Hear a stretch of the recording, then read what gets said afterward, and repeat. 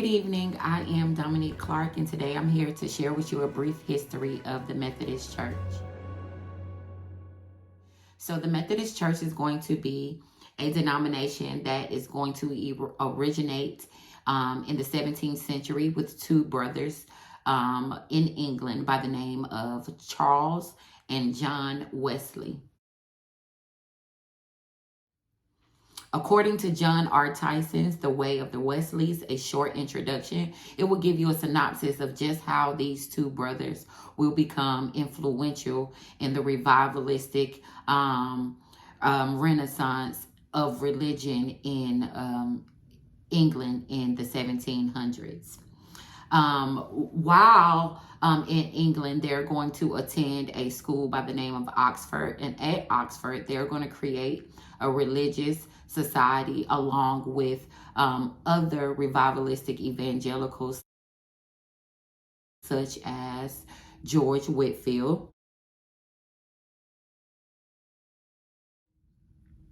And they're going to come together to do things like study, pray, and fast.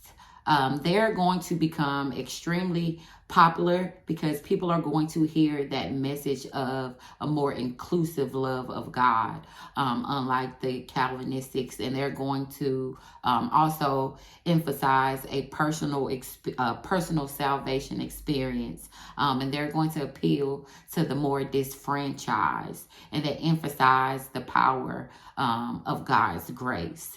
According to Methodism in the American Forest by Russell Ritchie, is really going to emphasize the transformation that Methodism is going to take in America. They're going to definitely change the trajectory as they're going to be summoned in the early 1700s to the great state of Georgia. And here you will see the teachings of Methodism actually take off. By February of 1784, John Wesley is going to charter the official First Methodist Church, even though they are under the realm of the Church of England and are known as Anglicans, and it's going to remain this way until after John's death in 1791. And by 1784, during their Christmas conference, this is where Methodism is going to be finalized. They're going to ordain as well as appoint different ministers and positions within the Methodist Church. Ever since the beginning, the Methodist Church is going to be one that preaches and practices diversity and inclusiveness. That's why they always tended to steer towards those individuals who seem to be disenfranchised from American society. So even as early as this Christmas conference, you're going to have individuals present like Richard Allen. And Richard Allen is going to be a very important individual because he will eventually create or establish the African Methodist Episcopal.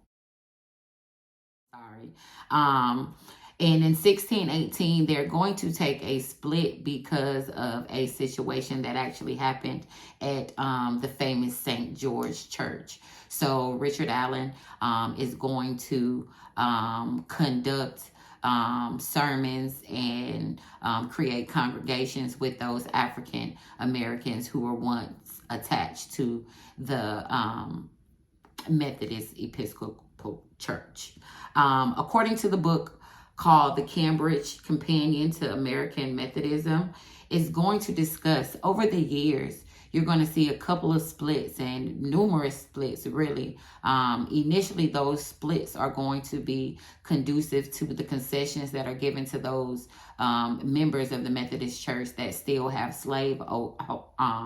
who still have slaves. But over the years, you will see that the Methodist Church will continue up into the 19th century on creating new denominations. And this is a great source to kind of give you that timeline of the causes and what denominations were created due to these different conflicts within the Methodist Church.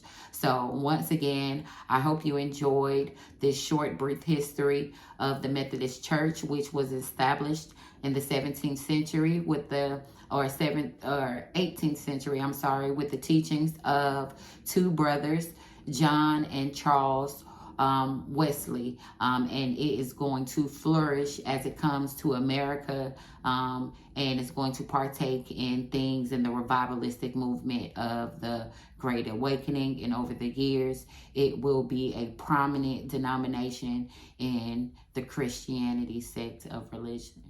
I hope you enjoyed, and I will see you during our next discussion. Have a great day. Bye-bye.